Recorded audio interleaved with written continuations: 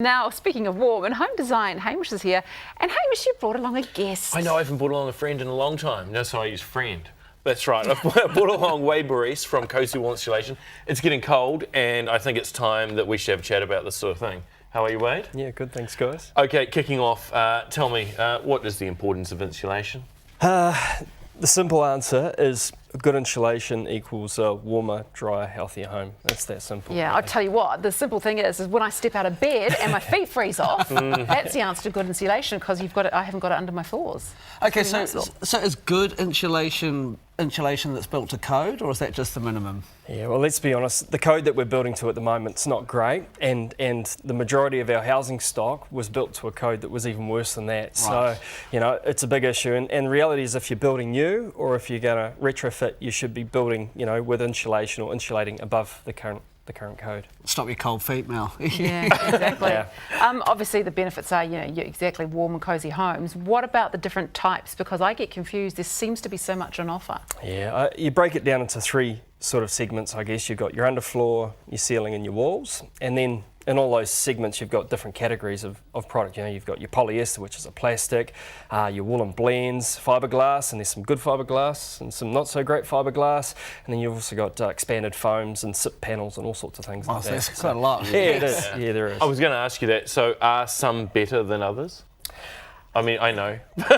Yeah, from my perspective, there's no such thing as bad insulation. Sure. I think generally what you get is people not pairing the right insulation up with the right job. You know, so you get something that's not doing what it should be, and then complaints and then issues down the track. But okay, well that brings me to the next point then. Should you use different insulation for different parts of the home? You know, different for the floor as to the ceiling, etc. Yeah, I mean, they all, they're product specific, and you know, you need to select the product that's going to suit. So underfloor insulation, for example, thermally, believe it or not, it's not as important. But what is important is it's self-supporting, mostly because it's got to hold itself up. It's exposed to moisture and things like that. So that side of it's really important. If you look at the ceiling, thermally, most of the heat goes up. So, you know, really high R values in the ceiling. And then if you look at walls, different again. You're going into a really tight cavity, so you need a really dense insulation to get in there and something that's going to work long term, because you can't get in there and fix it afterwards. Actually, that's one of the things I was going to ask you, which is the most important. Like, I thought the floor would be super important, but you've got to get the stuff that sticks in so it doesn't all fall out. Yeah, so should you be getting a professional to do it, or should you do it yourself? Yeah, look, I've been in some really nasty situations over my life. Yeah, installing insulation. And look, reality is, if you don't mind getting dirty and you're not claustrophobic, then by all means do your research and give it a try. Yeah. But reality is, ceilings and floors, you know, you should really use a professional. Go to one of the websites like Insulation Association New Zealand, IONS, have a look. There's a whole bunch of guys there listed independently that can give you a free quote. You know, when it comes to walls though, definitely a professional. Because if there's little gaps and things, it makes a big difference, doesn't it? Like, it doesn't work properly if you've got, like, it's not fitted properly. Yeah, absolutely, yeah.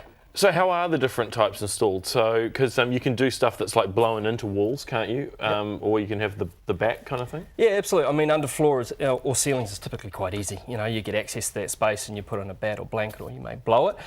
Walls is quite different. You've got two options really. You can get your builder in and take all your linings off or your cladding and rip everything down, and then put in some building paper and some bats, and then put your jib back up and your skirtings and your linings and all those sorts of things. That sounds hard. It's a bit of a major. Or the second option is to try and, you know, use a system like our Cozy Wall system. So, you know, we send guys along and do an assessment of your building and get it done that way. Okay, so Cozy Wall can take care of that issue for us. Yeah, absolutely. I mean, we have trained assessors who will come along. First thing they do is make sure that, you know, we can put the insulation into your home, because you can't do every house. Typically, they're older homes that we're looking at, so pre-1990. And the guys come along, give you a free quote. If you decide you want to go ahead, drill some little holes from the inside to the outside, fill that cavity with insulation that should be in there, and then reinstate it for you. So, you know, couple of days, it all looks as good as new. Oh, brilliant. I tell you what, your phone and your website's going to be very busy, I think, in the next few hours. Cold snap timing. Yeah. Mel, first customer, I think. Okay. Thank you, Hamish, and thank you so much, Wade. That was awesome. Right. To find out more from Cozy Wall, you can head to the website, which is on screen now.